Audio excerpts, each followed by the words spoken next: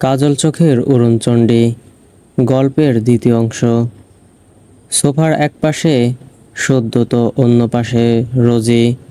কিছু সময় পর মাঝবয়সী একজন মহিলা আসলেন। এসেই বললেন, আপনারা কিছু খান না কেন? আপামনি বলছে আপনারা নাস্তা করেন। হ্যাঁ, বাচ্চারে ঘুম পাড়াইয়া আসতেছে। রোজি হাসি দিয়ে বলল, আমরা খেয়েছি, আপনি চিন্তা করবেন না।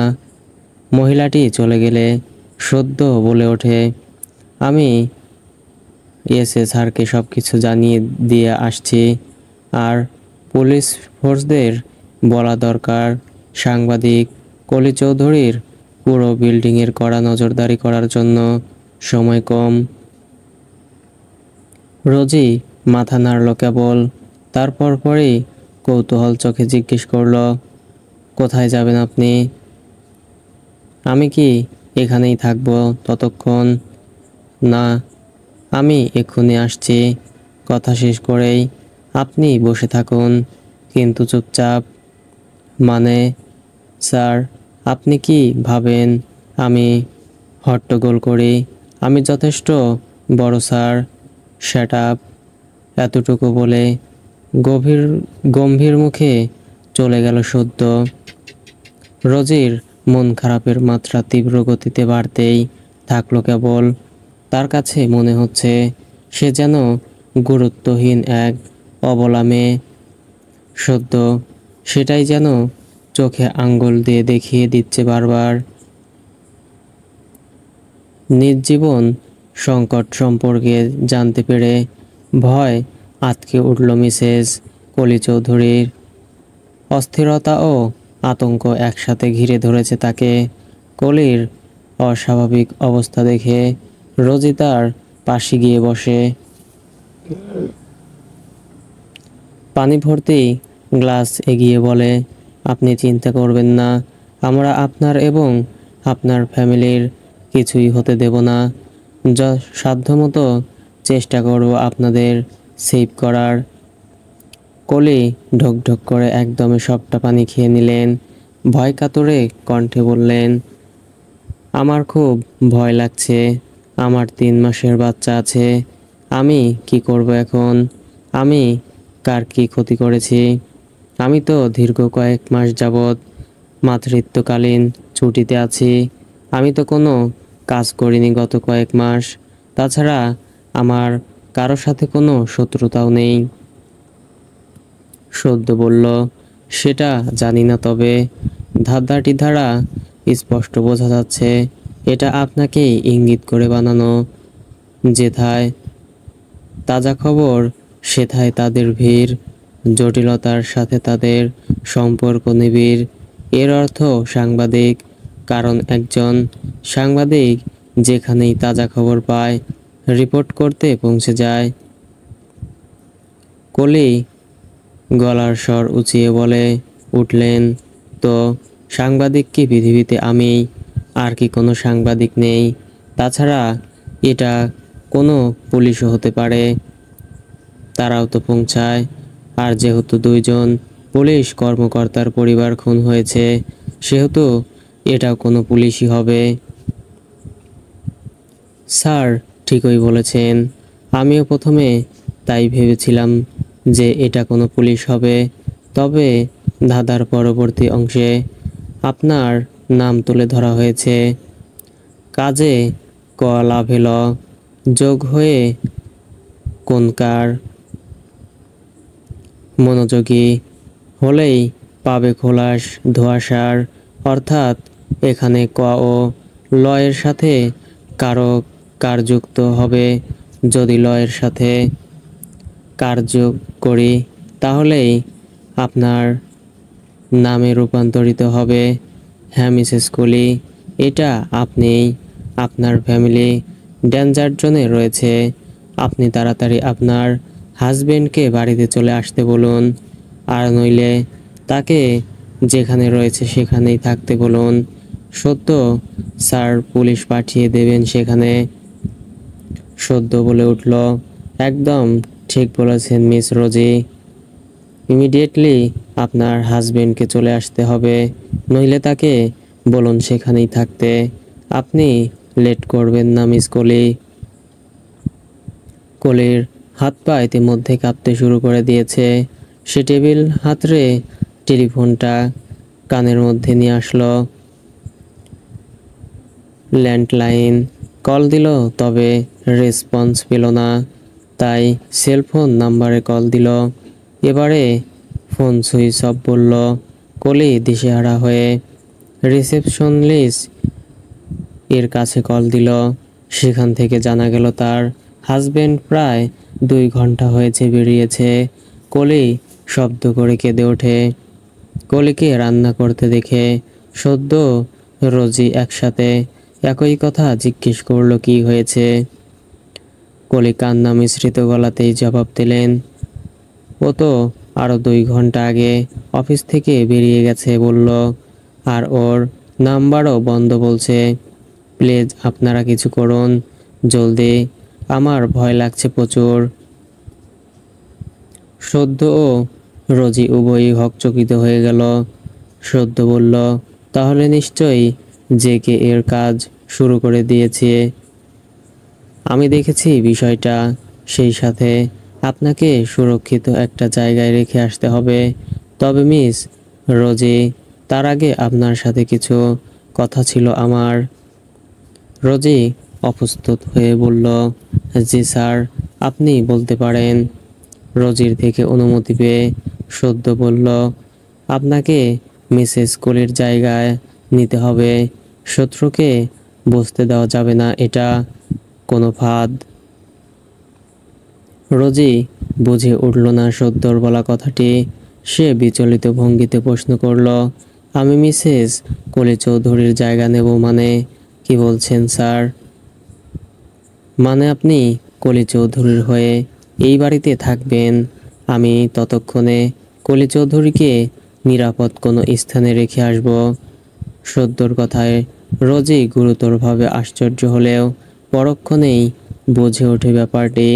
সে সদ্যর দিকে আগ্রহ ভরা চোখ নিয়ে প্রশ্ন করে, আমি এখানে থেকে কি করব স্যার? শত্রুপক্ষকে বুঝতে দেওয়া যাবে না কলি চৌধুরী এখানে নেই।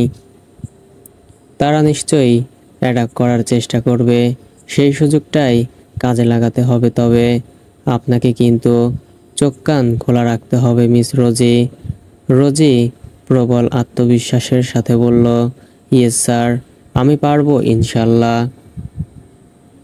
তবে আপনি অযথা পুলিশ ও গার্ড কেন ডাকলেন? যখন শত্রুদের ফাঁদেই ফেলবেন তখন এসবের তো কোনো দরকার ছিল না। তারা যদি পুলিশ দেখে এখানে আসার দুঃসাহস না করে না দেখায়।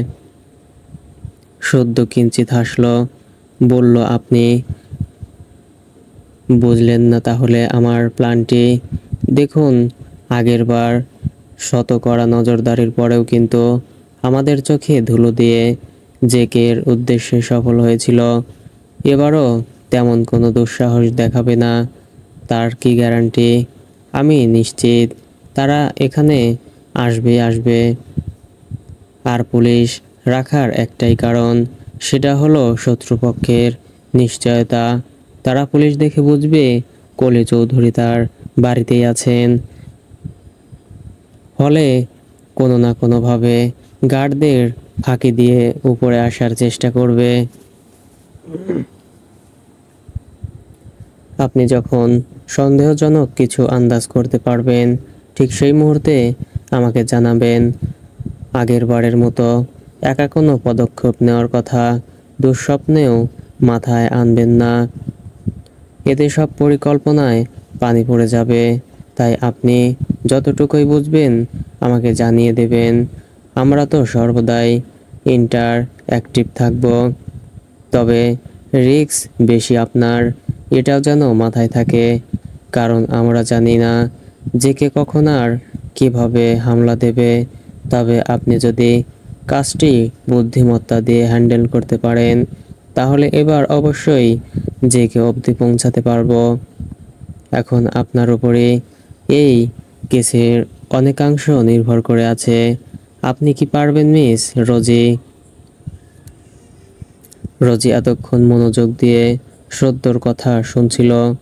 সব শুনে রোজির মুখে আতঙ্কের বদলে হাসির বিস্তার ঘটে।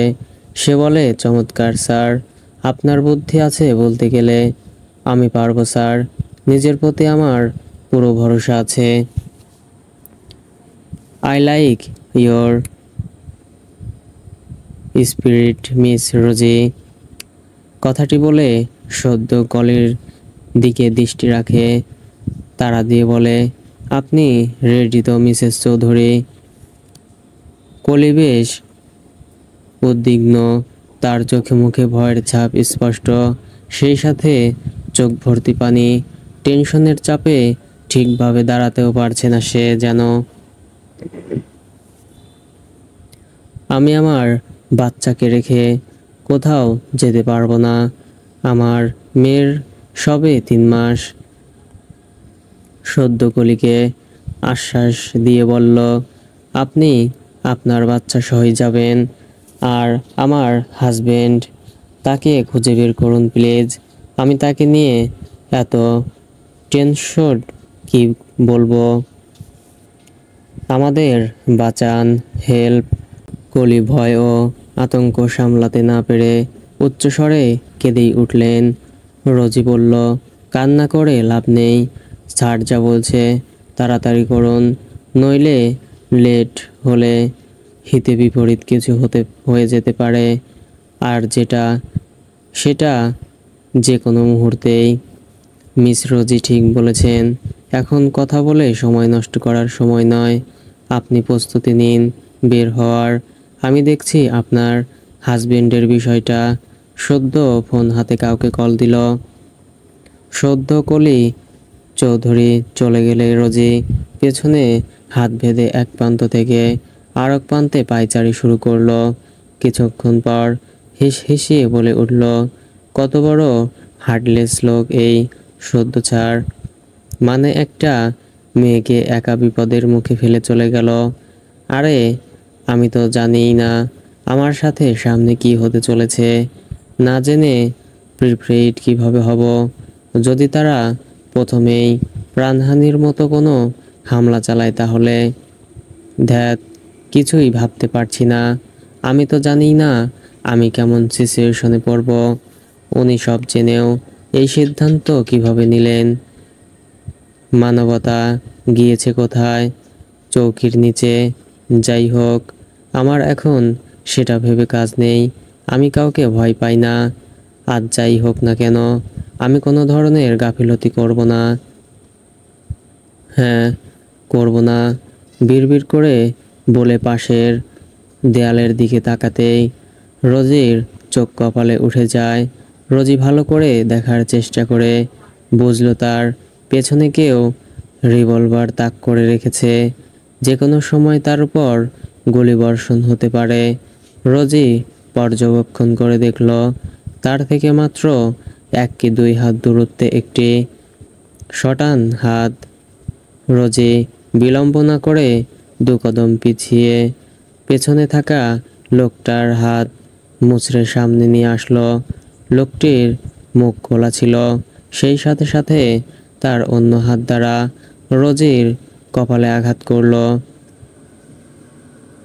লোকটার হাতের অধাম্য আঙ্গুলে একটি পিতলের আংটি ছিল, যার দ্বারা রোজি গুরুতর জখমি হয়। কিছু সেকেন্ডের ব্যবধানে রোজির কপাল গড়িয়ে রক্ত বের হতে লাগলো। তবুও রোজি মনের ভুলেও লোকটার হাত ছাড়ল না। লোকটা আবারও আঘাত করার আগেই রোজি জোর খাটিয়ে রিভলভারটা নিজ হাতে নিয়ে লোকটার ঘাড়ে নিয়ে ঠেকালো। লোকটি তখন নড়াচড়া থামিয়ে বলল, বেশি সাহস দেখাবি না বলে দিলাম। আমার সাথে কিন্তু আরেকজন আছে। কথাটা বলার সাথে সাথে পর্দার আড়াল থেকে আরেকজন বেরিয়ে আসলো। সে রোজির মুখের দিকে চাওয়া মাত্রই বৈদ্যুতিক শকের ন্যায় চমকে ওঠে। পকেট থেকে ছবি বের করে সেটায় চোখ বুলিয়ে আবারও রোজির দিকে তাকায়। তারপর বলে, আরে মিয়া, এইটা সাংবাদিক করিনা, তুমি কারে ধরলা? রোজির কবজায় থাকা লোকটি বলে বসল, তাহলে চল পালাই, খবর পৌঁছানো লাগবো। তার আগে আমারে ছাড়া। এই মাইয়ার গায়ে সেই লেভেলের শক্তি, নড়তে চড়তেই পারছি না আমি। কি মিয়া, একটা সামান্য মেয়ের লগেই পারো না? এর জন্য তো আমার বাম পাই যথেষ্ট। তাচ্ছিল্যের সুরে এগিয়ে আসতে আসতে বলল অপর লোকটি। লোকটিকে এগিয়ে আসতে দেখে রোজি তার দুই পায়ের হাঁটুর নিচ বরাবর দুটো গুলি বসালো। ওই পাশে সদ্য গুলির শব্দ শুনে ব্লুটুথে হাত চেপে রোজিকে ডাকতে থাকে। সেই সাথে ঝাঁক ভেদে পুলিশরাও চলে আসে রোজিকে সাহায্য করতে। গুলি লাগা লোকটাকে হাসপাতালে নিয়ে যাওয়া হলো এবং অন্যজনকে নেওয়া হয় জিজ্ঞাসাবাদ করার জন্য। লোকটার নাম মিরাজ। তার দুহাত সাদা মোটা দড়ি দিয়ে পেছন থেকে বাঁধা। মার খেয়ে ক্লান্ত পরিশ্রান্ত দেহ তার পানির জন্য ছটফট করছে শুধু। সদ্য মিরাজের চোয়ালদয় শক্ত করে চেপে ধরে পুনরায় জিজ্ঞেস করে, বল তুই কি কি জানিস, নইলে আরো কঠিন শাস্তি পাবি। এই যে কে আসলে কে, তার সম্পর্কে যা যা জানিস বলে ফেল। মিরাজ হাঁপাতে হাঁপাতে বলল, স্যার একটু পানি দেন। পানি দেব, তবে সব ডিটেইলস জানার পর, নইলে তোকে বাঁচিয়ে রেখে আমার লাভ কি? পানি যদি চাস তবে যা জিজ্ঞেস করছি তার ঠিক ঠিক উত্তর দে। কে এই যে কে? সদ্য বারবার জিজ্ঞেস করার পরেও সামনের জনের থেকে কোনো জবাব আসলো না। বর্তমানে মিরাজের যা অবস্থা, এমত অবস্থায় তাকে মেরে ধরেও কোনো লাভ নেই। এতে হিতে বিপরীত কিছু হয়ে যাবে ভেবে সদ্য মারা থামিয়ে দেয়। রোজি সদ্যর পাশেই দাঁড়িয়ে, সদ্যর কথার মাঝে কথা বললে সে রেগে যাবে এই ভেবে বেশ কিছুক্ষণ ধরে কিছু একটা বলতে চেয়েও সে নিজেকে দমিয়ে রেখেছে। নিজের মুখে বহু কষ্টে লাগাম টেনে রেখেছে রোজি। পরিস্থিতি একই দেখে এবার সে বলেই ফেলে, স্যার আমি একটা উপায় দেই, যদি রাগ না করেন। জবাবে সদ্য বলল, জি বলতে পারেন। একটু আড়ালে চলুন বলছি আমি। দুজনে একটু দূরে সরে এলো সেখান থেকে। বলুন মিস রোজি, কি উপায়? আমি যেই উপায়টা বলবো তা শুনে রাগ করবেন না তো স্যার? সদ্য রোজিকে আশ্বস্ত করতে বলে, আপনি বলুন নির্দ্বিধায়, নইলে খামোখা সময় নষ্ট করে রাগ করতে বাধ্য হব। কথাটি বলে রোজির দিকে তীক্ষ্ণ নজর রাখল। রোজির কপালে শুকনো রক্তের দাগ, আঘাতপ্রাপ্ত স্থান সামান্য ভেজা। তা দেখে সদ্য ব্যস্ত হয়ে বলল, আপনার কপালে কিসের চোট মিস রোজি? ওই তো লেগেছিল তাদের ধরতে গিয়ে। আপনি আমার আইডিয়াটা শুনুন, দেখবেন সত্যি তো বলবেই, সাথে বাপও করবে। শাট আপ মিস রোজি, আগে নিজের শরীর তারপর কাজ। এতটা উদাসীন কেন আপনি নিজের প্রতি? চলুন আমি ড্রেসিং করে দেই। এখানে নিশ্চয়ই ফার্স্ট এইডস বক্স রয়েছে। স্যার থাক না, আই অ্যাম ওকে। আপনি চুপ করে থাকুন তো। সদ্য জোরে ধমক দেওয়ায় চুপ হয়ে যায় রোজি। সদ্য রোজিকে ড্রেসিং করিয়ে দিয়ে একটা খাবারের প্যাকেট পানির বোতল এগিয়ে দেয়। রোজি ভ্রু জাগিয়ে প্রশ্ন করলো, এটা কি স্যার? চোখ দিয়ে দেখছেন নাকি এটা? পাল্টা প্রশ্ন করে বসে সদ্য। স্যার এখন খাবার সময় নয়, আপনি শুনুন কথা বের করানোর টোটকাটা। না, আপনি আগে খান তারপর শুনবো। দুপুর থেকে ভারী কিছু খাননি আপনি। আর আমি এতটাও নির্দয় নই যতটা আপনার ধারণা। রোজির ক্ষুধা লেগেছিল ঠিকই, তবে বলার সাহস দেখাতে পারিনি। সুযোগ পেয়ে হাতছাড়া করা যাবে না এই ভেবে খাওয়া শুরু করে দিল। খেতে খেতে বলল, আপনি খাবেন না স্যার? সদ্য প্যান্টের পকেটে হাত পুরে বলল, আমি আপনার মতো না খেয়ে নেই, রাস্তায় খেয়েছি। শরীর ভালো না থাকলে কোনো কিছুতে মন বসানো যায় নাকি? যায় না। না খেয়ে আটসাট হয়ে থাকাটা কেবল মেয়েদের দ্বারাই সম্ভব। সদ্যর কথার পৃষ্ঠে রোজি কিছুই বলল না, চুপচাপ খেলো। এবার সদ্য নিজ থেকেই জিজ্ঞেস করে, বলুন মিস রোজি, আপনার মাথায় ঠিক কী চলছে? রোজি ঠোঁটে চওড়া হাসি টানল, বলল, বোম্বাই মরিচ। কি বোম্বাই মরিচ? মিরাজের সামনে বড় বড় সাইজের 5টা বোম্বাই মরিচের ঝুড়ি রাখা হলো।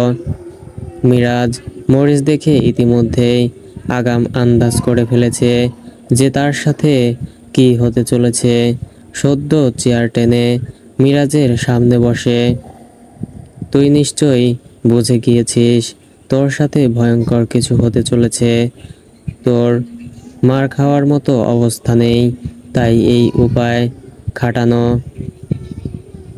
মিরাজ ঘন ঘন ঢোক গিলছে, ভয়ে তার শির দাঁড়াবে, ঘাম গড়িয়ে পড়ছে। সদ্য মিরাজের সামনের চুলগুলো এক হাতের মুঠোয় নিয়ে সজোরে টান দিয়ে বলল, তুই যতক্ষণ না সব কিছু বলবি ততক্ষণ তুই মরিচ খাবি। এবার শুরু কর, আর যদি থেমেছিস তো তোর চোখে মরিচ ঘষে দেব। এবার সিদ্ধান্ত সম্পূর্ণ তোর একান্ত। মিরাজ কান্নামাখা কণ্ঠে আকুতি করে বলল, স্যার এমন করবেন না, আমি এ কাজ পারবো না। আচ্ছা তাহলে আমি তোর চোখে মরিচের রস মেখে দিচ্ছি। সদ্য হাতে মরিচ নিতেই মিরাজ মাথা নাচিয়ে বলে ওঠে, আমি যা জানি সব বলবো স্যার, আমি জেগে সম্পর্কে যা জানি সব বলবো। That's good.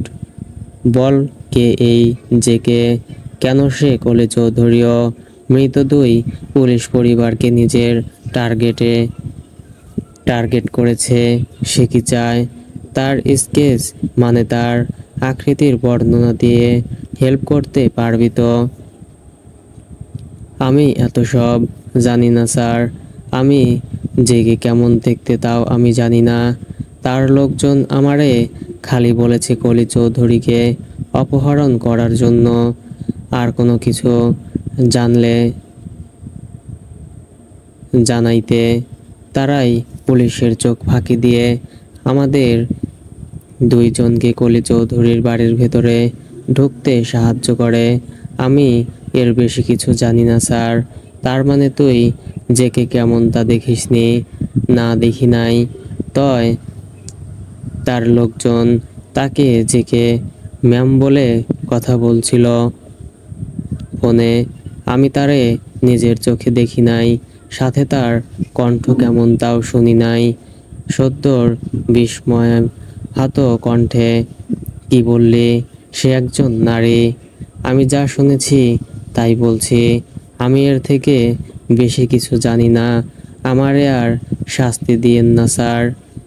আর আমি যে এইটুকু বলছি তা জানলে অন্য সবার মতো আমারেও মেরে ফেলতে পারে ওই জেকে ম্যাডাম। আমারে জেলেই আটকে রাখেন আপনারা। সদ্য তৎক্ষণাৎ বেরিয়ে আসে কারাগার থেকে। সদ্যকে দেখে রোজি তার দিকে অগ্রসর হয়, জিজ্ঞেস করে, কিছু বলেছে কি স্যার? সদ্যর কপালে ভাঁজ, গম্ভীর চাহনি। সদ্য রোজির দিকে ঘুরল, বলল, জেকে নাকি একজন নারী এটাই জানা গেল কেবল। তবে তাকে নাকি মিরাজ দেখেনি এবং কণ্ঠ শোনেনি। আমি শকড হলাম জেনে যে জেকে একজন মহিলা খুনি। আপনার কি মনে হচ্ছে একজন মহিলা নারী দামি সব লোকজনকে আহত মারতে পারে? রোজিও চমকালো, সেই সাথে চিন্তায় পড়ে গেল। স্যার, যে কে মহিলা না পুরুষ তা মেইন বিষয় নয়, তাকে আটক করতে হবে এটাই আসল। তবে আপনি কলি চৌধুরী ও তার বেবিকে কোথায় রেখে আসছেন? তারা কি সুস্থ আছে? আর তার হাজবেন্ডেরই বা খবর কি? তারা সবাই কেমন আছে?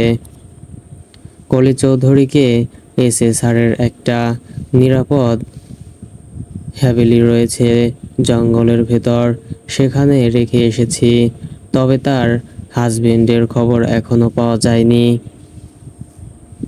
স্যার, তাহলে আমাদের তার কাছে থাকা দরকার, কারণ যে কে হাজার গার্ডদের মাঝেও তার শিকার অবধি ঠিক পৌঁছে যায়। বুঝলাম, তার চিন্তা ভাবনা খুব নিখুঁত। আপনি কি বলেন স্যার? সদ্য ভেবে বলল, আপনি একদম ঠিক বলছেন মিস রোজি। আমরা তাহলে তার সাথেই থাকব।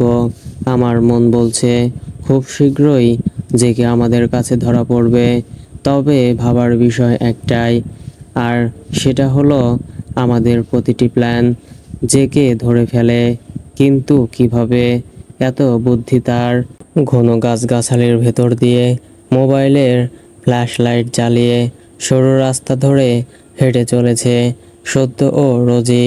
শুনশান নীরবতায় মোড়ানো অন্ধকারাচ্ছন্ন পরিবেশটা কোনো হরর দৃশ্যের চেয়ে কম কিছু নয়। তবুও যেন দুজন স্বাভাবিক। চাহনিতে অতিরিক্ত কিছুর ছিটেফোঁটা নেই কারো। তারা নিজ খেয়ালে হাঁটছে তো হাঁটছেই, হাঁটার দরুন সহসাই থেমে যায় সদ্য। তার থেমে যাওয়ায় রোজিও পা স্থির করল। থেমে গেলেন যে স্যার? সদ্য রোজির প্রশ্নের জবাবে কিছুই বলল না। তিনি ফোনের আলোটা পায়ের ওপর ফেলে মুখ চোখে আশ্চর্য জড়িয়ে বলল, পোকা, ছি, এটা আসলো কিভাবে? স্যার, এটা তো যোগ। তাড়াতাড়ি সরান পা থেকে। সদ্য নাক মুখ ঘুচিয়ে অদ্ভুত আকৃতি পাকালো, দ্বিধা নিয়ে বলল, আই এম সরি মিস রোজি, আমার এসবে সমস্যা রয়েছে, তাই যদি আপনি সরাতে হেল্প করতেন।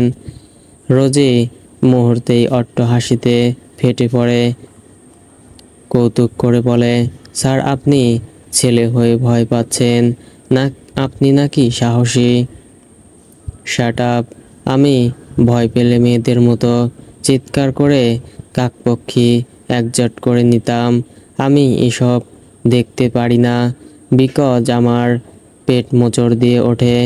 এখন কথা না বাড়িয়ে সেভ মি।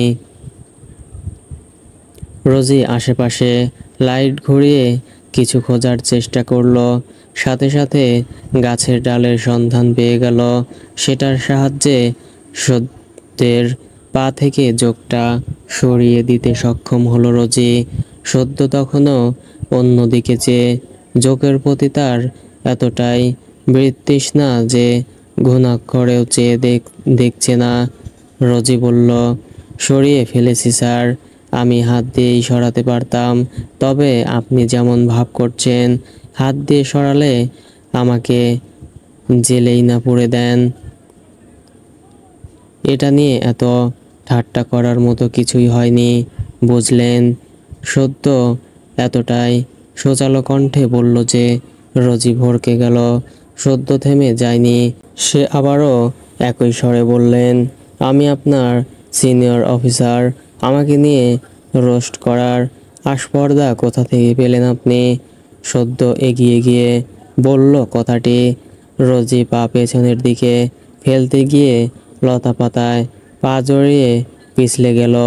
পড়ে যাওয়ার আগেই সদ্য তড়িঘড়ি করে রোজির হাত টেনে নিল, ফলে হাতের সাথে স্পর্শ রোজিও সদ্যের বুকে গিয়ে পড়ে। রোজির কপাল সদ্যের বুকে ঠেকানো, আর সেই হাত দিয়ে সদ্যর পেট জড়িয়ে ধরা আকম্বিক ঘটনাটি দুজনকে পুনরায় নিস্তব্ধ করে দেয়।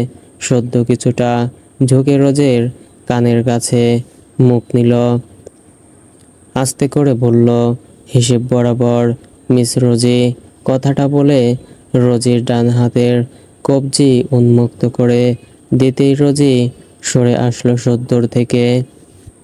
জড়তা কাটিয়ে কপাল কুঁচকে সামনের দিকে হাঁটা ধরল রোজি।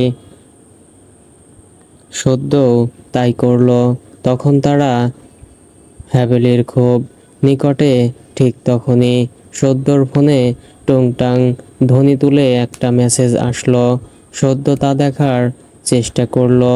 দেখেই তার মুখ থেকে আতঙ্ক ভরা কণ্ঠে 3টি শব্দ বেরিয়ে আসলো, ডেড বডি মানে। শুনে রোজিও থেমে গেল, হলো ব্যস্ত। কার ডেড বডি স্যার? কলি চৌধুরীর হাজবেন্ডের। কিভাবে, কি হলো, কোথায় আর কখন পাওয়া গেল তার ডেড বডির সন্ধান? গুলশান এক হাইওয়ের ধারে তার ক্ষতবিক্ষত লাশটি ফেলে রেখে যায় এসএসআর। আরও কিছুক্ষণ আগে মেসেজটি পাঠান, এখানে নেট সমস্যা বলে। মাত্র এসে পৌঁছালো মেসেজটি। Oh no sir. এখন কলি চৌধুরী খবরটি শুনলে নিজেকে ঠিক রাখতে পারবেন না যে তার হাজবেন্ড আর নেই। সদ্য ভাবল খানিক, উপায় খাটিয়ে বলল, এখানে বিষয়টা আপাতত না জানানোই শ্রেয়, অন্তত এই মুহূর্তে। কি যে একটা সমস্যা, আমরা কিছু করার বা ভাবার আগেই জেগে তার কাজ সেরে নিচ্ছে। এভাবে আর কতজন মরবে তার হাতে? স্যার, এভাবে চললে তো সবার আইনের লোকেদের উপর থেকে ভরসা আস্থা উঠে যাবে। ইনসিকিউর ফিল করবে দেশের মানুষ। একজন সন্ত্রাসী খুনি একের পর এক হত্যাকাণ্ড চালিয়ে যাচ্ছে, আর দেশের আইন ব্যবস্থা কিছুই করতে পারছে না। ব্যাপারটা আসলেই মারাত্মক লজ্জাজনক মনে হচ্ছে আমার কাছে। আপনি ঠিক বলেছেন মিস রোজি, তবে যাকে চিনি না জানি না তার বিরুদ্ধে কি স্টেপ নেব? অন্তত মুখটা দেখার প্রয়োজন তার। তাছাড়া একটা কথা কি জানেন, পেছন থেকে আঘাত করলে কেউ সতর্ক সংকেত পায় না। ইম্পসিবল এটা। সামনাসামনি না আসলে সত্যর আক্রমণ সম্পর্কে ধারণা পাওয়া অসম্ভব। এটাই স্বাভাবিক। এটা তো টোটালি একটা অদৃশ্য ফাঁদ ছিল রোজি, আর এই অদৃশ্য ফাঁদের সাথে মোকাবেলা করলে তারই জয় হবে, আর এটাই বাস্তব। আপনার কথায় যুক্তি আছে। তাই বলে সব ছেড়ে দিয়ে বসে থাকলে কিছুই লাভ হবে না। জেকেকে যত দ্রুত সম্ভব দমাতে হবে। প্রচেষ্টায় কমতি নেই, শুধু চাই একটা সুযোগ আর গুড লাক। এই দুটো সাথে থাকলেই হয়ে যাবে। আন্ডারস্ট্যান্ড মিস রোজি। প্রতি উত্তরে রোজি তার মাথা ক্ষীণকাত করে। রোজি আর সদ্যকে দেখতে পেয়ে কলির প্রথম প্রশ্ন তার হাজবেন্ড নীল চৌধুরী কোথায়। বিষয়টা রোজি সামলে নিল একভাবে। রাত গভীর হওয়ায় সবাই ঘুমিয়ে গেল। কলির রুমের দুপাশ ঘিরে সদ্য আর রোজির রুম। কোনো কিছুর প্রয়োজন হলে তাদের দুজনের থেকে একজনের সাথে যোগাযোগ করতে বলা হয়েছে কলি চৌধুরীকে। জেসি, তুমি কি পৌঁছে গিয়েছ? কলি চৌধুরী অবধি ফোনের ওপাশ থেকে ভেসে আসা পুরুষালী কণ্ঠ শুনে মেজাজ বিগড়ে যায় জেসির। সে আওয়াজ তুলে বলে, কতবার বলবো আমাকে জেকে বলার জন্য? আমার নাম ধরে বলার অধিকার না দেখালেই খুশি হব। আমি চাই না তা। আর আমি পৌঁছে গিয়েছি কলি অবধি। সুযোগ বুঝে আমার কাজ আমি ঠিক সেরে নেব। তাই ঘন ঘন ফোন দিয়ে ডিস্টার্ব করবে না রনি। চিন্তা হয় আমার। আমি তোমার যে কোনো কাজ গুছিয়ে আনতে সাহায্য করি, তবে তুমি আসল কাজের বেলায় আমাকে দূরে সরিয়ে রাখো। কিন্তু কেন? এটা কিন্তু আমার ভালো লাগে না। এখন ফোন রাখো। আমি যত দ্রুত সম্ভব কাজ সেরে নিতে চাই। আমার তা আজ রাতেই। তোমার ফালতু সব প্রশ্নের জবাব দেওয়ার মুডে নেই এখন। আমার চোখ যতক্ষণ না কলি আর তার বাচ্চার লাশ দেখবে ততক্ষণ দু চোখ বন্ধ হবে না, ঘুম আসবে না আমার। কথাটা শেষ করার সাথে সাথেই নেটওয়ার্ক সংযোগ বাধার সৃষ্টি হয়। ফলে রনি হাজার চেষ্টা করেও জেসির ফোনে কল লাগাতে ব্যর্থ হয়। জেসির পরনে ব্ল্যাক জ্যাকেট ও ব্ল্যাক জিন্স, মাথায় পাগড়ি দিয়ে সিস্টেম করে মুখ বাঁধা, চোখ দুটো উন্মুক্ত, তার চোখ দুটো রক্তাক্ত জখমের ন্যায় লাল হয়ে আছে। জেসি ধীর পায়ে কলির রুমের দরজা অবধি গিয়ে দাঁড়িয়ে পড়ে। ওইদিকে সদ্যর মাঝরাতে পানি পিপাসা পাওয়ায় জগ হাতিয়ে কাছে নিয়ে আসে, তবে জেগে এক ফোঁটাও পানি অস্তিত্ব পাওয়া গেল না বলে সদ্য ঘুম ভেঙে উঠে দাঁড়ায়। ঘুম থেকে বের হতেই কলের দরজা খোলা পেয়ে বুকের মধ্যে ধক করে বাড়ি খেল সদ্যর। সে বিলম্ব না করে ছুটে গেল দেখতে, গিয়ে দেখে কলি চৌধুরী বেহুশ হয়ে মেঝেতে পড়ে আর তার গলা বরাবর ছুরি ধরে আছে কালো পোশাক পরিহিত কেউ। ছুরি কলির গলা ছোঁয়ায় আগেই সদ্য বাধা দিয়ে ফেলল। জেসির হাত টেনে জেসির গলাতেই ছুরি ধরে তাকে বাহিরে নিয়ে আসলো সদ্য। বলল, অনেক নাকানি চিবানি খাইয়েছেন আমাদের, এবার আপনার খাওয়ানোর পালা জেকে ম্যাম। জেসি সদ্যর বুক থেকে নিজেকে ছাড়ানোর প্রচেষ্টায় কুংফুর ট্রিক চালিয়ে সদ্যর হাত ঘুরিয়ে উল্টো ফেলে দিল। ফেলেই দৌড় লাগায় জেসির পেছন। সদ্য দৌড় দিল। জেসিকে ধরতে না পেরে ছোট সাইজের একটা মূর্তি ছুঁড়ে মারল সদ্য, যা জেসির পায়ে গিয়ে লাগে। তবুও জেসি থেমে যায়নি।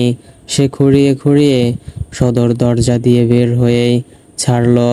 এরপর আর জেসির দেখা পেল না সদ্য, কারণ ঘন গাছগাছালি, সাথে নিকষ কালো রাত, সব মিলিয়ে জেসির নাগাল পাওয়া দুষ্কর হয়ে গেল সদ্যর জন্য। সদ্য দেয়ালে সজোরে ঘুষি মেরে বলল, ডেমিট, হাতের কাছে পেয়েও ধরতে পারলাম না। তবে বডি শেপ স্পষ্ট বলছে সে একজন নারী। আর এটাও বুঝলাম এই যে কে ম্যাম, কুংফু স্পেশালিস্ট। এনাকে ধরতে হলে মাস্ট বি কুংফু শিখতে হবে। তবে উনি কিভাবে পেলেন কলি চৌধুরীর সন্ধান? নিশ্চয়ই বড় কোনো ব্যাপার জড়িয়ে এর সাথে। আমি যদি ভুল না হই তাহলে এর অর্থ একটাই, আর সেটা হলো চেনা কেউ ওনাকে সাহায্য করছে। আর সেই চেনা কেউ আমাদের মধ্যেই কেউ। আমাকে প্রথম সেই গুপ্তচরটাকেই খুঁজে বের করতে হবে। At any how. সদ্য খুব জোর লাগিয়ে রোজির রুমের দরজায় আঘাত করে যাচ্ছে একের পর এক। বেশ ভালোই সময় লাগলো রোজির দরজা খুলতে।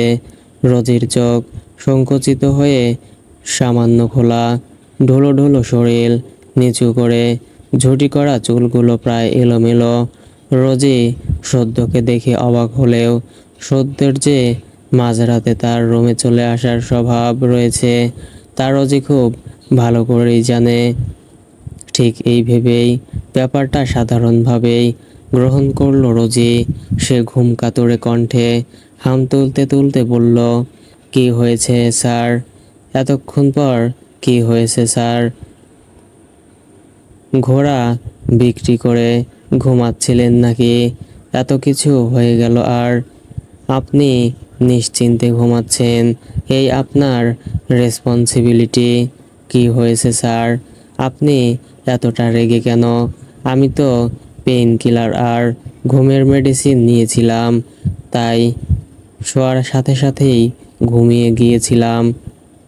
এখনো প্রচণ্ড রকম ঘুম পাচ্ছে, আমার চোখ খুলতে কষ্ট হচ্ছে। স্যার আমি দাঁড়াতে পারছি না, আমি ঘুমাতে চাই। শ্যাট আপ, কিসের ঘুম আপনার? সাইক্লোন হয়ে গেল আর আপনি নির্বোধের মতো ঘুমাচ্ছেন। সেমন ইউ মিস রোজি। রোজির ঘুম যেন মুহূর্তে নিরুদ্দেশ হয়ে গেল। সে চট করে হাত দুটো একজোট করে নিল, গলায় তাগাদা এনে হেঁটে বলল, স্যার সাইক্লোন কি সত্যি সত্যি এসেছিল নাকি? হ্যাঁ এসেছিল তো, আর সে যেমন তেমন সাইক্লোন নয়, কুখ্যাত অপরাধী যে কে সাইক্লোন। তবে আপনার কি? আপনি ঘুমান, তাহলেই হবে। কি? যে কে এসেছিল? কখন? কোথায়? আমাকে ডাকলেন না কেন? রোজির আতঙ্কে আতকে ওঠা মুখটি দেখে সদ্যর রাগ আরও কয়েক দফা বেড়ে গেল। সে দাঁত কিরমির করে বলল, এসে পালিয়েও গিয়েছে। আপনি যান ঘুমান গিয়ে। লেম লেডি, আত্মজ্ঞানহীন নারী আপনি। সদ্যর মুখ থেকে শোনা অন্তজ্ঞানহীন কথাটি বরাবরই রোজির আত্মসম্মানে আঘাত হানে। সে আঘাতপ্রাপ্ত কণ্ঠে বলে, স্যার আমার শরীর ভালো লাগছিল না। আপনি ভালো করেই জানেন আজ কি হয়েছে। আমি খুব ডিস্টার্ব ফিল না করলে ঘুমের ওষুধ সাপোর্ট করি না। আসলে আমি একটু রিল্যাক্স হতে চাচ্ছিলাম, দ্রুত ঘুমাতে চাচ্ছিলাম, বিধায় ঘুমের ওষুধ নিতে বাধ্য হয়েছি। আপনি একটু বোঝার চেষ্টা করুন আমার দিকটা। সদ্য ভুলে গিয়েছিল যে রোজির ওপর দিয়ে আজ বড় এক দুর্ঘটনা গিয়েছে। তা মনে পড়তেই সদ্যর সকল রাগ আচমকাই উড়ে যায়। সে লজ্জিত মুখে বলে, I am really very sorry Miss Rosie. সত্যি বলছি, আমার মাথাতেই তা ছিল না। আমি লজ্জিত। বাদ দিন স্যার, আপনি বলুন কলি চৌধুরী আর তার বেবি কেমন আছে? তাদের কোনো ক্ষতি হয়নি তো? তারা ঠিক আছে তো স্যার? হ্যাঁ এখন তারা ঠিক আছে, তবে আমি সঠিক সময়ে না পৌঁছাতে পারলে আজ তাদেরকে হারিয়ে ফেলতে হতো। কলি চৌধুরী সেন্সলেস হয়ে পড়ে আছে ফ্লোরে। এখন চলুন, হেল্প লাগবে আপনার। ওকে স্যার, বলে রোজি খুঁড়িয়ে হাঁটা ধরল। সত্যতা খেয়াল করে জিজ্ঞেস করলো, মিস রোজি আপনি এভাবে হাঁটছেন কেন? রোজি সামান্য হেসে জবাব দিল, পা মচকে গেল না?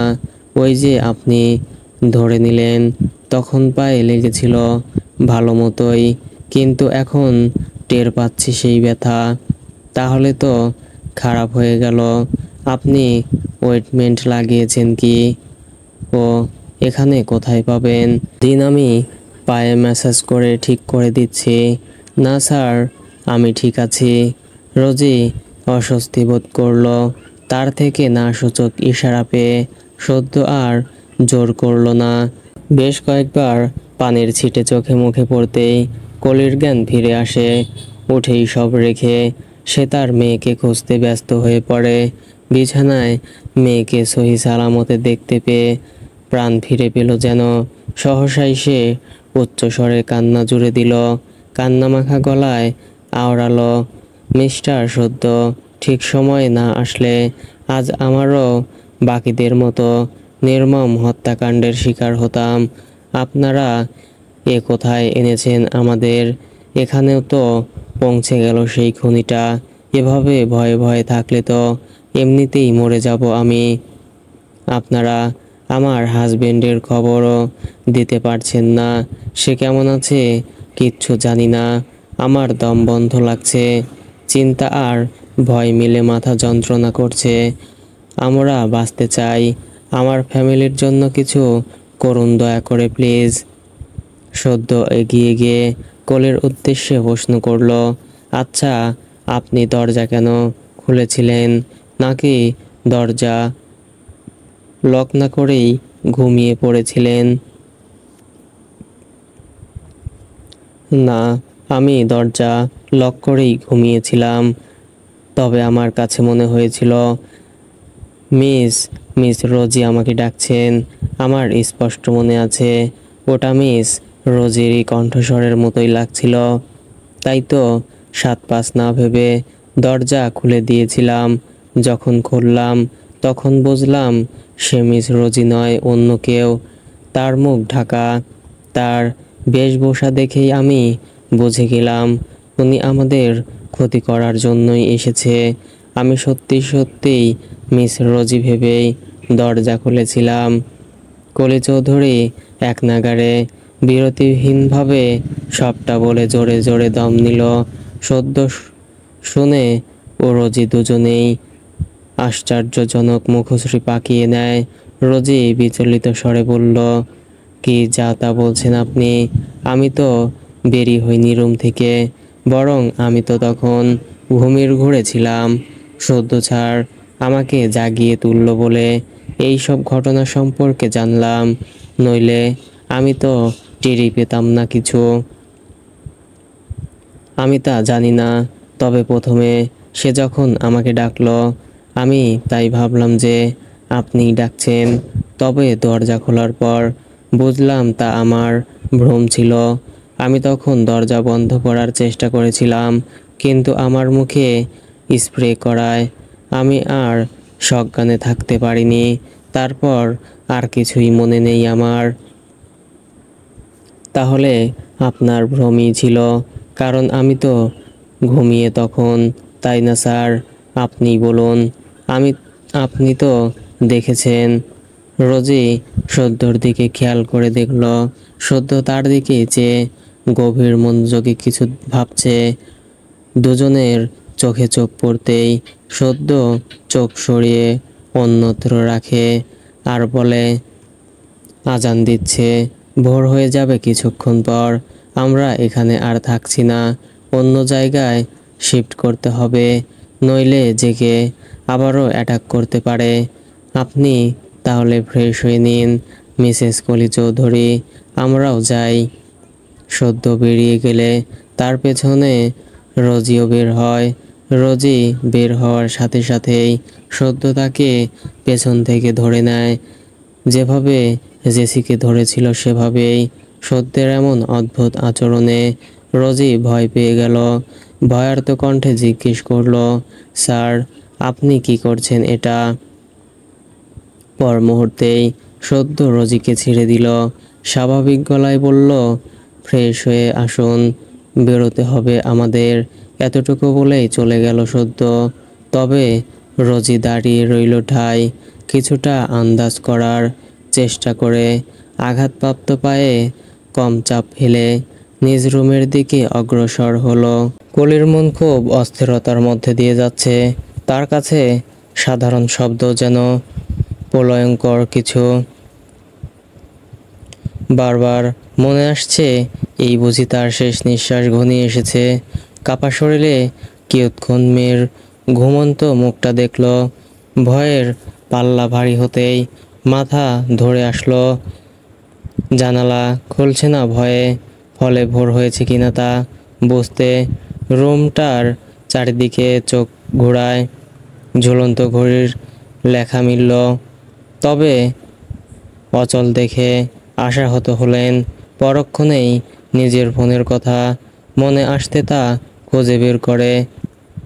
নেটওয়ার্ক তখন 3Gতে। কলি সময় না দেখে সেটাই খেয়াল করলো। অস্ফুটে বলল, এখন দেখছি ভালোই নেটওয়ার্ক, গতকাল তো পাচ্ছিলই না। যতক্ষণ মিস্টার সদ্য না ডাকছেন ততক্ষণ ফেসবুকিং করি, নতুবা আর কি করার আমার। কলি ডাটা অন করতেই এক ঝাঁক নোটিফিকেশন আর মেসেজের হামলা শুরু হয়। নিউজ ফিড স্ক্রল করা মাত্র প্রথমেই তার হাজবেন্ডের ক্ষতবিক্ষত লাশটি সামনে আসলো। তৎক্ষণাৎ হাত থেকে ফোন পড়ে যায়, মুখে ভয়ঙ্করভাবে আতঙ্ক ফুটে ওঠে। বিশ্বাস করতে না পেরে আবারও ফোনে চোখ রাখে। একটা ভিডিও আসে সামনে। ভিডিওতে সানোয়ার আহমেদের সামনে মাইক্রোফোন ঢুকে মিডিয়ার লোক সামনে প্রশ্ন চালাচ্ছে। তন্মধ্যে অধিকাংশ প্রশ্ন কলি চৌধুরীর হাজবেন্ডকে ঘিরে। কলি তার শরীর শূন্য ছাড়লেন। তার এই শ্বাসরুদ্ধকর অবস্থা কাটিয়ে উঠতে গলায় জোর লাগবে, যা যথেষ্ট না থাকায় মুখে হাত চেপে কান্না করলেন। সেই অবস্থায় বললেন, আমাকে ঠকানো হয়েছে। এনারা সবাই মিলে আমাকে মারার প্ল্যান করে এখানে এনেছেন। আমার স্বামীকেও এনারাই মেরেছেন। আমি থাকবো না এখানে। যেভাবেই হোক আমাকে পালাতে হবে, নইলে আমার হাজবেন্ডের মৃতদেহটি দেখার সৌভাগ্যটুকু নসিবে থাকবে না। কলি বাচ্চাকে নিয়ে অতীব স্বর্ণপর্ণে হ্যাভেলি থেকে বের হলেন। সূর্যোদয়ের কিঞ্চিত আলোয় রাস্তাঘাট পর্যাপ্ত পরিষ্কার। কলি যথাসম্ভব পা চালিয়ে জঙ্গল পাড়ি দিচ্ছেন। এক পর্যায়ে হাঁপিয়ে উঠে বিশাল এক গাছের নিচে বসে আশ্রয় নেন। জোরে জোরে শ্বাস নিচ্ছে আর কেঁদে চলেছেন। হঠাৎ কানে ভেসে আছে চেনা সেই কণ্ঠ। শিকার পায়ে হেঁটে শিকারের কাছে ধরা দিল দেখি। Good, very good. কলি চঞ্চল চোখে এদিক সেদিক তাকায়, শব্দের সঠিক সন্ধান খোঁজ করতে। রাতের সেই কালো পোশাকধারী কলির ঠিক সনিকটে অবস্থান নেয়, তবে এবার মুখ ছিল ঢাকাবিহীন, উন্মুক্ত। কলি চিনে ফেলতেই তার চোখ জোড়ায় সর্বশেষ ভয়ের আবির্ভাব ঘটে। চটজলদি হাত জোর করে বলে, আমাদের ছেড়ে দিন। আমরা কি ক্ষতি করেছি আপনাদের? আমাদের মারবেন না মিস রোজি। ভয়ঙ্কর হাসি দিল জেসি। হাসি সমেত বলল, আমি রোজি নই, আমার নাম জেসি। কিন্তু কি বললি? মারব না তোদের। কত কষ্ট করলাম রাত জেগে মারাত্মক এক পরিকল্পনা বানালাম, সেই মাফিক প্রস্তুতি নিয়ে আসলাম, আর তুই বললি তোকে মারব না। এতই যখন প্রাণের ভয়, তবে নিচ থেকে ধরা দিলি কেন? এমন বলবেন না দয়া করে, আমার 3 মাসের বাচ। চুপ। জিভ টেনে হাতে ধরিয়ে দেব আর একটা কথা বললেও। তোর স্বামীকে মেরেছি, এবার তোদের মা মেয়ের পালা। শোন, আমি না বয়স দেখি মারি না, একদিনের বাচ্চা হোক, আই ডোন্ট কেয়ার। আমি শুধু লাশ চাই। কলি জেসির রক্তচক্ষুর দিকে তাকিয়ে দেখল চোখে পানি টলমল করছে। জেসির হিংস্র মনোভাবের কারণ জানতে কলি নির্দ্বিধায় প্রশ্ন করল, আপনি কি পাচ্ছেন এত খুন করে? বেছে বেছে আমাদেরই কেন মারছেন? কারণ কি এসবের? কারণ আমি বলবো না, তবে একজনের নাম বলবো। সেটা শুনলেই তোর কাছে সব পানির মতো পরিষ্কার হবে। তা হলো নওয়াজউদ্দিন খান। কলির কপাল সমান হয়ে চোখ অস্বাভাবিক মাত্রায় বড় হলো। সে তোতলানো শব্দে বলল, নওয়াজউদ্দিন খান। জেসি বন্দুকের ট্রিগার টেনে লাগাতার 3টে গুলি চালায়। সবগুলো গুলির কপাল ভেদ করে ভেতরে ঢুকে যায়। গাছের সকল পাখি ডানা ঝাপটে উড়াল দেয়। জেসি এগিয়ে গিয়ে ক্রন্দনরত বাচ্চাটাকে কোলে নিয়ে তাকে গুড বাই উইশ করলো। অন্যদিকে সদ্য খুঁজতে খুঁজতে প্রায় নিকটেই এসে গিয়েছিল, কিন্তু গুলির শব্দ শুনতে পেয়ে তা পর্যবেক্ষণ করে চলে আসে সেখানে। সে জেসির ঠিক পিঠ বরাবর রিভলভার ঠেকিয়ে বলে, হ্যান্ডস আপ, বন্দুক ফেলুন। জেসি এক হাত দিয়ে বাচ্চাটিকে ধরে রেখেছে, অন্য হাতের বন্দুক ফেলে হাতটি কাঁধ অবধি তুলল। জেসি নড়াচড়া না করে শান্ত দেহে দাঁড়িয়ে রইল। সদ্য হুকুমের সুরে বলল, সামনে ঘুরুন, মুখ দেখান। কথা মতো জেসি মুখ ঘোরাতেই সদ্য গুরুতর পর্যায়ে চমকে ওঠে। আশ্চর্যায়িত হয়ে বলে, মিস রোজি, আপনি তাহলে জেকে? ও মাই গড, এতদিন বিশাল একটা ট্র্যাপে ফেলে রেখেছিলেন আপনি তাহলে। চোখে ধুলো দিয়েছেন আমাদের। আমার সন্দেহই তাহলে সঠিক হলো। তখনই পেছন থেকে শব্দ এলো, স্যার আমি এখানে। সদ্য পেছনে তাকাতেই তাকে কয়েকজন লোক মিলে ধরে ফেলল শক্তভাবে। সদ্যর সেই দিকে খেয়াল নেই। সে অবাক চোখে তাকিয়েই থাকলো এক ধ্যানে। অবাক চাহনি নিয়ে বলল, মিস রোজি, আপনি এখানে আবার ওখানেও। রোজির হাত পেছন থেকে বাঁধা, তাকেও দুই পাশ থেকে দুজন ধরে রেখেছে। রোজি নিজেকে ছাড়ানোর চেষ্টা চালাতে চালাতে বলল, না স্যার, আমি রোজি আর ও জেসি। সেই মুহূর্তেই জেসি তাড়া দিয়ে সকলের উদ্দেশ্যে বলে ওঠে, ওদের দুজনকে গাছের সাথে বেঁধে ফেল তোরা। সকলে একসাথে বলল, ওকে জেকে ম্যাম। জেসির আদেশ অনুসারে সদ্য আর জেসিকে গাছের সাথে বেঁধে ফেলা হলো। জেসির হাত এক মুহূর্তের জন্যেও কাঁপল না 3 মাসের অবুঝ বাচ্চাটির শরীরে গুলি করতে। নিহিত কোলের পাশেই বাচ্চাটিকে ফেলে তার সাঙ্গপাঙ্গ নিয়ে চলে যায় জেসি। সদ্য চোখ জোড়া বন্ধ করে মনে মনে নিজেকে ধিক্কার জানাচ্ছে বারবার। রোজি বেশ কিছুক্ষণ পর মুখ থেকে চচ্চাবোত মতো শব্দ করে ওঠে। ভেজা চোখ তার। সে ব্যথাতুর কণ্ঠে বলে ওঠে, কত বললাম বাচ্চাটাকে অন্তত প্রাণে বাঁচতে দে, কিন্তু শুনল না আমাদের কথা। প্রতিশোধের স্পৃহা কতটা ভয়ঙ্কর পর্যায়ে রূপ নিতে পারে তার জলজ্যান্ত প্রমাণ হচ্ছে জেসির ওই নির্মম হিংস্রতা। কি জানি আর কার কার নাম ওর মৃত্যুপুরীর ঠিকানায় জুড়ে যাবে। এও জানি না ওকে কিভাবে থামাবো আমি। সত্যিই জানি না আমি। একই গাছের সঙ্গে রোজি এবং সদ্যকে বেঁধে রাখা হয়েছে। রোজির হাতে আগে থেকেই বাধা ছিল, ফলে সদ্য যাও বা হাত নাড়াতে পারছে, রোজি তাও পারছে না। সদ্য সহসাই রোজির উদ্দেশ্যে জিজ্ঞেস করলো, আপনার সাথে জেসির সম্পর্ক কি? আপনারা কি আদৌ টুইন্স সিস্টার, নাকি প্লাস্টিক সার্জারির কিছু প্যাচ জুড়িয়ে? না, আমরা টুইন্স। জেসি আমার 7 মিনিটের বড়। আপনি তো আমাকেই জেসি মনে করেছিলেন, তাই না স্যার? অস্বাভাবিক কিছু নয় তো? হুবহু মিল আপনাদের মাঝে। তাছাড়া কলি চৌধুরী যখন বলল আপনার কণ্ঠ পেয়ে সে দরজা খোলে, তখনই আমার মাথায় সন্দেহ উকি দেয়। একে একে আপনার ঘুরিয়ে হাঁটা, লেট করে দরজা খোলা,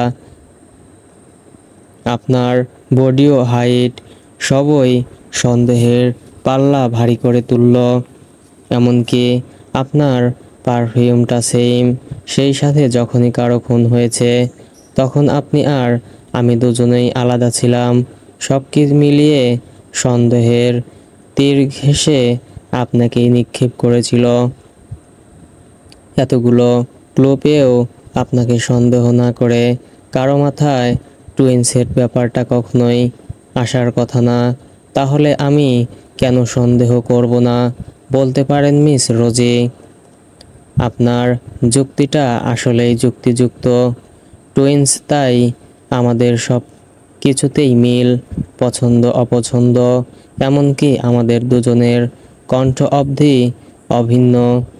বাকি রইল ঘুরিয়ে হাঁটা ও খুনের সময়টা আমাদের একসাথে না থাকা। ঘুরিয়ে হাঁটার কারণ রাতেই বলেছি, তাই সেটাও গেল। আর একসাথে না থাকার মূল কারণ আমি আপনার আগেই জেসি অবধি পৌঁছাতে চেয়েছিলাম। ওকে বুঝিয়ে থামাতে চেয়েছিলাম। ও ছাড়া কেউ নেই এই দুনিয়ায় আমার, তাই ওকে বুঝিয়ে পালাতে চেয়েছিলাম। ফিরে যেতে চেয়েছিলাম জাপানে, কিন্তু ওর নাগাল পাইনি। মাঝখান দিয়ে কতগুলো মানুষের লাশ দেখতে হলো। মানতে কষ্ট হলেও এটাই সত্য যে আমার বোন একজন খুনি। তার মানে জেসি আপনার যমজ বোন। তবে জেসি এমন কেন করেছে? সে নিরীহ মানুষদের নির্বিচারে কেন খুন করছেন? কী লাভ হচ্ছে তার? আপনি তো বলেছিলেন আপনি জাপান থেকে 1 বছর হলো বাংলাদেশে এসেছেন। তবে আপনাদের সাথে এখানকার লোকেদের সম্পর্ক কিসের প্রতিশোধই বা নিচ্ছেন? আপনার বোন কি এখানেই ছিলেন আর আপনি জাপানে? পরপর বেশ কয়েকটি প্রশ্নের মুখোমুখি হলো রোজি। সদ্য বেশ অস্থির। সে জানে তার এই অস্থিরতার অবসান কেবল রোজি ঘটাতে পারবে। রোজি সত্যকে আশ্বস্ত করতে বলল, আমি সবকিছু একদম শুরু থেকে বলছি স্যার। তবে আপনি আমাকে প্রমিস করুন আপনি জেসিকে আমার সঙ্গে পালাতে সাহায্য করবেন। কথা দিন ওকে কোনো শাস্তি দেবেন না, ওকে বেঁচে থাকার সুযোগ দেবেন। কথা দিন স্যার। সদ্য বেশ কিছুক্ষণ সময় নিল ভাবার জন্য। ভেবেচিন্তে বললেন, আমি সবটা শুনতে চাই মিস রোজি। ভালো হবে যদি সবটা পরিষ্কার করে তুলে ধরেন, তাহলে ভেবে দেখা যাবে আপনার বোনের সাথে কি করা যায়। প্লিজ মিস রোজি, আপনার এই অনুরোধটি রাখুন। রোজি মেনে নেয় সদ্যর করা অনুরোধটি। এরপর নিজেকে প্রস্তুত করে বলতে শুরু করে, আমার বাবা বিখ্যাত সাংবাদিক মৃত নওয়াজউদ্দিন খান হয়তো চেনেন, কারণ তিনি আজ থেকে প্রায় 5 বছর আগে সপরিবারে খুন হয়েছিলেন। 2 মাস পরই আমার বাবা মা ও যমজ ভাইয়ের 55তম মৃত্যুবার্ষিকী। রোজিকে কথার মাঝে থামিয়ে দিল সদ্য। মুখের আশ্চর্য ভাবটা তুখোড়ভাবে ফুটিয়ে বললেন, ও তার মানে নওয়াজউদ্দিন খান আপনার বাবা ছিলেন? হ্যাঁ, তারপর সপরিবারে মৃত্যুর খবরটি শুনেছিলাম। খবরটি পেয়ে স্তব্ধ হয়ে গিয়েছিলাম প্রত্যেকেই। এছাড়াও তিনি জীবিত থাকাকালীন তার ব্যাপারে অনেকাংশ শুনেছিলাম আমার বাবার থেকে। টিভিতে তাকে অনেকবার দেখেছিও। তার মৃত্যুর সময়টায় আমি মাস্টার্সের ছাত্র ছিলাম। প্রায় অনেকের মুখেই নওয়াজউদ্দিন খানের নামডাক শুনতাম। তিনি নাকি একজন ইমানদার, সত্যবাদী ও ন্যায়পরায়ণ সাংবাদিক ছিলেন। তবে তিনি সপরিবারে এভাবে খুন হয়েছেন তা কারোরই বিশ্বাসযোগ্য ছিল না। আচ্ছা, সেই সময় আপনারা দুবোন কোথায় ছিলেন? জাপানে। আমরা ওই বছর ইন্টার কমপ্লিট করে জাপানে চলে যাই পড়াশোনার জন্য, যেখানে আমার কাকারা থাকেন। মূলত সেই আস্থার বলেই বাবা আমাদের পাঠিয়েছিলেন। এখানে থাকলে তাদের মতো আমরাও 2 বোনও এই মুহূর্তে দুনিয়ায় বেঁচে থাকতাম না। জানেন, আমার ছোট ছোট যমজ ভাই দুটোকেও মেরে ফেলেছে নোংরা হৃদয়হীন নিষ্ঠুর মানুষগুলো। ঘটনাটির পর থেকে কাকা ভয় পেতেন আমাদের 2 বোনকে নিয়ে। তিনি আমাদের সেলফ ডিফেন্সের জন্য সব ধরনের আত্মরক্ষামূলক শিক্ষা দিয়েছেন, যাতে আমরা লড়াই করে শত্রুর আক্রমণ থেকে নিজেদের বাঁচাতে পারি। আমাদের 2 বোনের স্বপ্ন ছিল আমরা সিআইডিতে জব করব, জেসি আমার থেকে তীব্রভাবে চাইতো তা, কিন্তু ও যে আইন নিজের হাতে তুলে নেবে তা জানা ছিল না। গত বছর জুনের মাঝামাঝি দিক দিয়ে আমাদের কিছু না জানিয়েই জেসি বাংলাদেশে চলে আসে। ছোট একটা চিরকুট ছেড়ে আসে, সেখানে লিখেছিল সে প্রতিশোধ নিতে যাচ্ছে, আর কখনো দেখা হওয়ার সম্ভাবনা নেই। ওকে খুঁজে বের করতে আমিও চলে আসি এখানে। ক্যারাটের স্কুলে শিক্ষকতার জব নেই। যেদিন জেকে নামের খুনির জন্ম হয় সেদিনই বুঝে গিয়েছিলাম যে আমার বোন জেসি খান ব্যতীত কেউ নয়। তারপর সুবর্ণ সুযোগ পেলাম কমিশনার SSR ওরফে সানোয়ার স্যারের মাধ্যমে। সদ্য এতক্ষণ গভীর মনোযোগ দ্বারা রোজির কথাগুলো শুনেছে। তার মনের ভেতর দলা পাকানো স্বপ্নের জোট প্রায় অধিকাংশ খুলে গেছে, তবে কিছু নির্বিকার ব্যাপার এখনো তার নিকট ধোঁয়াশার ন্যায় আবছা। তিনি বললেন, তার মানে জেসি বেছে বেছে তার পরিবারের হত্যাকারীদের খুন করছেন। ঠিক এজন্যই ছোট বাচ্চাদেরও খুন করতে পারছে না তার দ্বারা, কারণ তার ছোট ভাইদেরও খুন হতে হয়েছিল। এবং এটাও বুঝলাম জেসি কিভাবে আমাদের প্ল্যান সম্পর্কে জেনে যাচ্ছিল আগে থেকেই। রোজি কৌতূহলী ভঙ্গিতে প্রশ্ন ছুড়ে, কিভাবে স্যার? আমি কিন্তু এ বিষয়ে কিছুই জানি না, বরং বাংলাদেশে আসার পর আমি আজই জেসিকে সামনে থেকে দেখলাম। আপনি নিশ্চয়ই ভাবছেন জেসিকে খবর পৌঁছানোর সেই গুপ্তচরটি আমি, তাই না স্যার? সদ্য ঠান্ডা স্বরে জবাব দেয়, তা আমি একবারও বলিনি। আমি বিশ্বাস করেছি আপনাকে, তবে আপনি না বললেও মাধ্যমটা কিন্তু আপনি। আমি? হ্যাঁ মিস রোজি, আপনি। আপনার চেহারা, কণ্ঠ কাজে লাগিয়ে জেসি আমাদের সমস্ত প্ল্যান জেনে ফেলতো। সবাই জেসিকে সামনে থেকে দেখলেও বুঝতে পারতো না, ভাবতো সেই রোজি, অর্থাৎ আপনি। হয়তোবা আমাকেও এভাবেই বোকা বানিয়ে এসেছিল। আমার মতে আপনি সত্যিটা আগে না জানিয়ে ভুল করেছেন। এটা মারাত্মক আকারের অন্যায়। আপনি নিজের বোনকে নিয়ে ভাবতে গিয়ে অন্যগুলো মানুষকে খুন হতে পরোক্ষভাবে সাহায্য করছেন। এই জন্য আপনার শাস্তি পাওয়া দরকার, ভয়ঙ্কর রকম শাস্তি পাওয়ার দরকার আপনার। রোজির চোখ বড় হয়, কাপা কণ্ঠে জড়তা নিয়ে জিজ্ঞেস করে, কি শাস্তি স্যার? আপনি নিজ হাতে জেসিকে আইনের হাতে তুলে দেবেন। ভুলে যাবেন সে আপনার বোন, মাথায় রাখবেন সে আপনার আপন বোন নয়, সে একজন খুনি। অন্তত যতক্ষণ আপনার গায়ে সিআইডির পোশাক থাকবে ততক্ষণ আপনার মূল লক্ষ্য থাকবে জেসিকে কিভাবে দমন করা যায়। শুধু মুখে সিআইডি অফিসার বলে নয়, কাজেও করে দেখাতে হবে। আপনাকে আইন অনুযায়ী পদক্ষেপ নিতে হবে, নইলে আজই রিজাইন দিয়ে দিন। লিখে ফেলুন রিজেকশনের লেটার। কারণ মন থেকে অপরাধীকে অপরাধীর চোখে না দেখতে পারলে আপনার অধিকার নেই আইনের পোশাককে অপমান করার। আপনি যদি এখনো বলেন জেসিকে পালাতে সাহায্য করি, তাহলে এই মুহূর্তে আপনাকে জব থেকে বরখাস্ত করলাম। কারণ অপরাধীকে যে ব্যক্তি প্রশ্রয় দেয় তাকে আইনের লোক তো দূরে থাক, একজন সচেতন নাগরিক হিসেবেও আমি মানি না। তাই ডিসিশন এখন আপনার, ভাবুন আপনি কি করবেন। রোজির টনক নড়ে, কিছুক্ষণ মৌনতা ধরে রেখে আওড়ায়, আপনি ঠিক বলেছেন স্যার, তবে যারা আমার পরিবারকে খুন করলো তারা কেন শাস্তি পায়নি?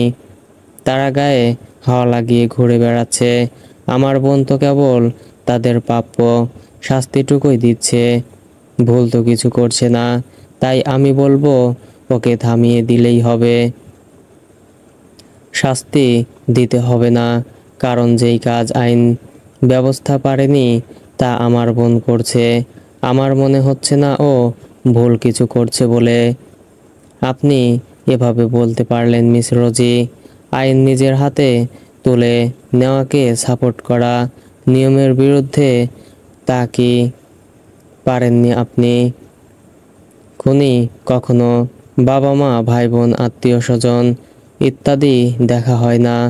এক কথায় খুনি মানে শুধুই একজন শাস্তিযোগ্য খুনিই হয়। আপনি শুধুই আপনার বোনকে নিয়ে ভাবছেন, তাই এই কথাটি খুব ইজিলি বলে দিলেন। আমি সত্যিই আপসেট। আপনি চাইলে নিজের দায়িত্ব নস্যাৎ করতে পারেন, তবু অনুরোধ, পোশাকে দাগ লাগতে দেবেন না। আচমকাই রোজির চাহনি প্রখর হয়। আগের সকল ভাবনা ত্যাগ করে তা ছুঁড়ে ফেলে বলে, আমি জেসিকে ধরিয়ে দেব স্যার। তারপর আমি আপ্রাণ চেষ্টা করব ওকে কিভাবে ফাঁসির রায় থেকে বাঁচানো যায়। তবে এখন আমার প্রধান লক্ষ্য জেসির বিরুদ্ধে রুখে দাঁড়ানো। আমি ভুলে গেলাম ও আমার যমজ বোন। আমি এখন থেকে ওকে এক খুনির চোখেই দেখব। আমি সেদিনই জেসির হয়ে সাফায়াত করব। জেসি থাকবে কাঠগড়ায়, আর আমি ওর মুক্তি কামনায়। সদ্যর মুখে বিস্তর হাসি লাভ করলো। সে হাসি বজায় রেখেই বলল, I like your spirit Miss Rosie. তবে কনফিউশনের বিষয় হচ্ছে, আমি চিনব কি করে কোনটা আপনি আর কোনটা জেসি? কেন স্যার, আপনি এত কিছু খেয়াল করলেন আর এটা খেয়াল করতে পারলেন না যে আমি কাজল পরি আর জেসি কাজল পরে না? চমৎকার আইডিয়া দিলেন তো মিস রোজি। তবে জেসিও যদি কাজল পরে তাহলে তো সেই একই হলো। তা হবে না। আমার মা আমাদের দুজনের মধ্যকার তফাৎ বুঝতে এই উপায় বের করে। তিনি ছোট থেকেই আমাকে কাজল পরাতো, আর জেসির চোখ থাকতো কাজলবিহীন। অবশ্য কাজল পরা এখন আবার অভ্যাস হয়ে গিয়েছে। আমি সব ভুলে যাই, তবে কাজল পরা ভুলি না। তাই আপনার চিনতে সমস্যা হবে না, কারণ জেসি কাজল পরে না। ওর কাজলে সমস্যা, চোখ চুলকায় নাকি ওর কাজল পরলে?